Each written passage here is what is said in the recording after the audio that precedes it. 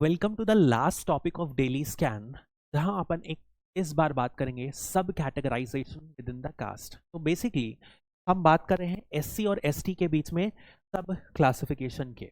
तो यदि देखा होगा आपने, ओबीसी के बीच में एक कमीशन बैठाई गई थी, जस्टिस रोहिणी कमीशन, जो इस काम पर ऑलरेडी वर्क कर रहा है। बट अभी क्या हुआ है, ऐसा ही मैटर क्या एससी और एसटी के लिए सब कैटेगराइजेशन किया जा सकता है, ये मुद्दा उठ रहा है। अब ये मुद्दा इसलिए उठा क्योंकि प्राइम मिनिस्टर ने रीसेंट रैलीज में, पर्टिकुलरली तेलंगाना में, प्रॉमिस किया है कि ऐसा प्रोविजन वो लाएंगे। अब होता क्या है, इस प्रोविजन को यदि अपन समझते हैं कि सब कैटेगराइजेशन क्यों जरूरी है और इससे रिलेटेड क्या क्या लीगैलिटी है, वो अपन इस वीडियो में समझेंगे। तो यहां पर एक केस स्टडी मैं लाया हूं, तेलंगाना की है।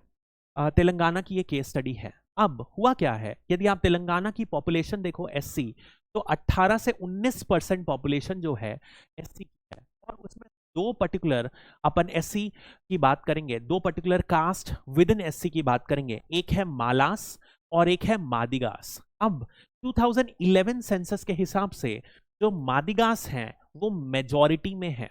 आपको बता दूं कि केवल मालास और मादिगास केवल तेलंगाना में नहीं बल्कि आंध्र प्रदेश में भी मौजूद है। ये ट्राइब शेड्यूल कास्ट, हरिजन जो बोलते हैं, इनफैक्ट पर्टिकुलरली ये कोस्टल आंध्रा में प्रोमिनेंट है। अब दोनों में सिचुएशन अलग अलग है। आंध्रा में जो मादिगा ट्राइब है रिलेटिवली ज्यादा, जो एससी ग्रुप है वो रिलेटिवली ज्यादा डेवलप्ड है compare to the Telangana region. तो अब होगा क्या, आप देखिए Madigas, they are the population wise ये एक डोमिनेंट ग्रुप है, लेकिन यदि आप इनका सर्विसेज और कॉलेज में रिप्रेजेंटेशन देखें तो इनका बहुत कम है। फॉर एग्जांपल मैंने एक फिगर लिया है, आईएएस और आईपीएस में इनका representation out of the total group, एससीज के ग्रुप में 80% के एवरेज के आसपास है। वहीं पर मालास का जो कंट्रीब्यूशन है वो 13 से 23%, 20% मान लो एवरेज है। मतलब कि despite representing numerically larger population, they are still do not have access to power, educational institutions as well as government jobs। तो इस वजह से क्या होगा, मादिगास हमेशा से डिमांड करते आए हैं कि हमें शेड्यूल कास्ट के ग्रुप के अंदर एक सेपरेट कोटा देना चाहिए। मतलब कि जैसे कि लेट्स से शेड्यूल कास्ट का रिजर्वेशन है 8%, तो इस 8% को भी कैटेगराइज कर देना चाहिए कि let's say 4% for this, 2% for another group, 1% for this group, A B C group, and rest जितने भी हैं 1% वो इसमें कवर होंगे। अब इससे होगा क्या, जो रियल मोटिव ऑफ रिजर्वेशन था वो पूरा होगा। This is the major bone of contention.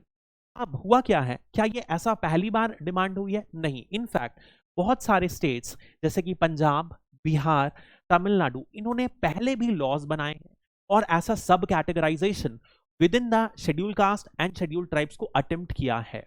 But problems आ गई, क्योंकि इनफैक्ट यहां पर आंध्र प्रदेश में 1990s में एक कमीशन बनाई गई थी, वो थी जस्टिस रामचंद्रा राजू कमीशन के नाम से बोली गई थी। केवल एक मेंबर की कमीशन थी। उन्होंने, राजू कमीशन ने बोला कि in the interest of elite egalitarian distribution, जरूरत है कि सब कैटेगराइजेशन ऑफ एससी को किया जाए। देयरफॉर उन्होंने हाँ बोला कि जरूरत है सब कैटेगराइजेशन को प्रमोट किया जाए।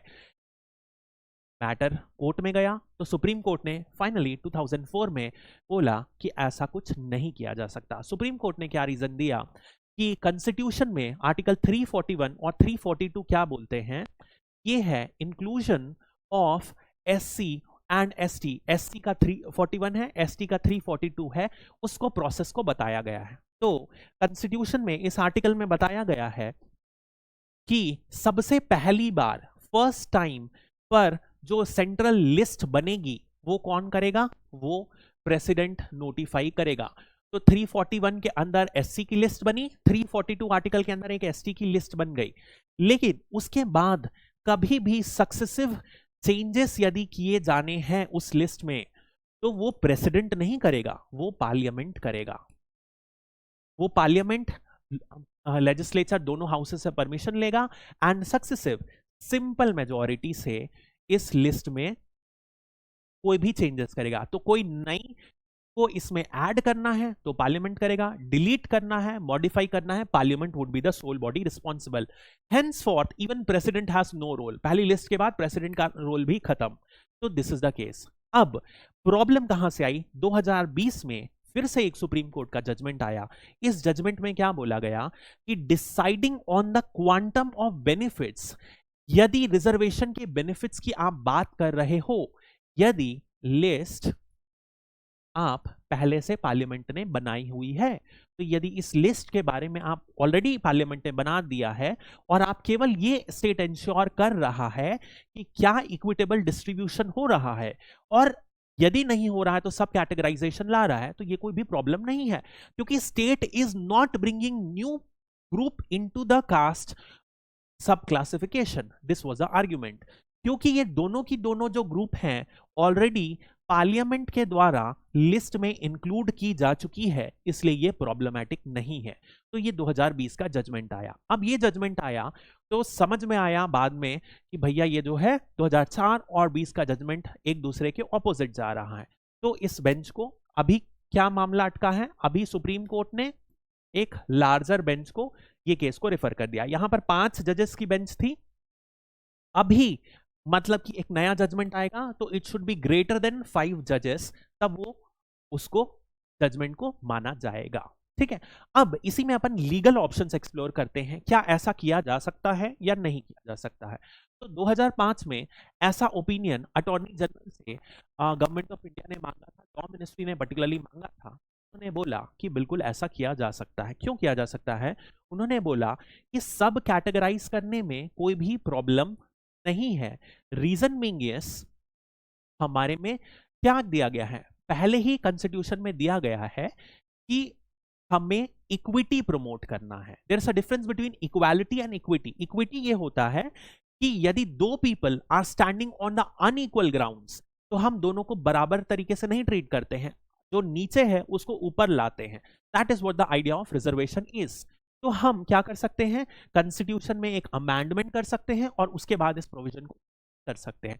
This was the opinion of attorney general in 2005। तो एक बाद में क्या हुआ, एक कमिटी का गठन हुआ और जो national commission of SC and national commission of ST, जो कि कॉन्स्टिट्यूशनल बॉडीज हैं, कौन से आर्टिकल में आती हैं? आर्टिकल 338 प्लस आर्टिकल 338A दोनों में आती हैं। इनसे फिर ये क्वेश्चन पूछा गया क्या आप ऐसा कर सकते हो?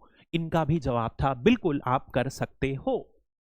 बट इनका आर्ग्यूमेंट थोड़ा सा अलग था। इन्होंने बोला कि आपको कॉन्स्टिट्यूशनल अमेंडमेंट की भी जरूरत नहीं है, क्योंकि इन्होंने रेफरेंस दिया आर्टिकल 16 का। अब आर्टिकल 16 क्या बोलता है कि इन द इंटरेस्ट ऑफ, यदि आप देखो, in favour of making provision for reservation of appointment in favour of any backward classes, adequate representation जिनका नहीं हो, तो उनके लिए स्टेट अरेंजमेंट कर सकता है जिनका एडिक्वेट रिप्रेजेंटेशन ना हो। This is the article 16। तो उन्होंने बोला भैया इस प्रोविजन को यूज करके बिना कॉन्स्टिट्यूशनल अमेंडमेंट के आप सब कैटेगराइजेशन को यूज कर सकते हो। हालांकि उन्होंने एक कैवेट डाला। उन्होंने क्या कैवेट डाला कि सबसे बड़ी प्रॉब्लम क्या है? ठीक है, तो उनका आर्ग्यूमेंट था कि यदि मान लो आप सब कैटेगराइजेशन भी कर दोगे तो होगा क्या, जैसे मान लो ये एसटी कोटा है, टोटल एसटी 8.6% है, 8.6% है, इसमें मैंने अलग अलग कोटा लगा दिया। तो लेट अस से मीना ट्राइब एक ट्राइब है जो एक्सट्रीमली बेनिफिट की है, तो इनको कम परसेंट दिया। कोई जैसे रेड्डी ट्राइब है ज्यादा बेनिफिट किया, उनको कम किया। कोई पीवीटीजी ट्राइब है जो बिल्कुल नहीं की है, तो उनका एक सेपरेट कोटा लगा दिया। तो कमीशन एनएससी एसटी का कहना था कि यदि आप ऐसे सेपरेट क्लासिफिकेशन या सब कैटेगराइजेशन भी कर दोगे, तो जो पर्टिकुलरली जो पिछड़ा हुआ वर्ग है, जिनको अभी तक रिजर्वेशन का फायदा नहीं मिला है, वो अभी भी इसका फायदा नहीं उठा पाएंगे। रीजन क्या है कि जितने भी हायर रिजर्वेशन आपको करना है, आप यहां पर लागू करोगे, वहां पर इनकी जो बेसिक रिक्वायरमेंट्स है पूरी ही नहीं कर पाओगे। आप जैसे मान लो आईएएस है, तो आईएएस के लिए क्या चाहिए? बेसिक ग्रेजुएशन चाहिए। यदि कोई ग्रेजुएट ही नहीं होगा तो क्या वो आईएएस बन पाएगा? तो इस टाइप के कितने लोग ग्रेजुएट हैं? लिमिटेड। तो क्या आईएएस में ये रिजर्वेशन का फायदा उठा पाएंगे? नहीं उठा पाएंगे। और ऊपर जाओगे और जो क्वालिफिकेशन होगी कम हो जाएगी। जैसे मान लो आप असिस्टेंट प्रोफेसर में कॉलेज का से प्रोफेसर में जब आप रिजर्वेशन लगाओगे, तो यदि ये ट्राइब असिस्टेंट प्रोफेसर ही नहीं बनी है तो प्रोफेसर तो बन ही नहीं सकती। तो the idea that reservation will not work was suggested by national commission of SC and ST. तो इन्होंने क्या विकल्प सजेस्ट किया? उन्होंने सजेस्ट किया कि भैया जरूरी है कि गवर्नमेंट की जो स्कीम्स हैं उनका आउटरीच किया जाए। Only when the outreach successful, जब आपके जो स्कीम्स हैं, आपका इंफ्रास्ट्रक्चर है, जैसे कि स्कूल है, हेल्थ है, वो पिछड़े वर्ग तक पहुंच जाए and they are in a situation, जब ये बाकी ग्रुप्स के कॉम्पीट करने के लायक हो जाएं, उसके बाद आप सब कैटेगराइजेशन करोगे तो it would make sense. This was a recommendation. तो ये बहुत बार न्यूज में रहता है। इस टॉपिक को आप कहीं पर भी मेंस के फॉर्डर के रूप में यूज कर सकते हो and you can bring that this are the recommendation of NSC NCST, इसको आप कर सकते हो। ठीक है, तो that's all for this topic. Thank you, have a good day.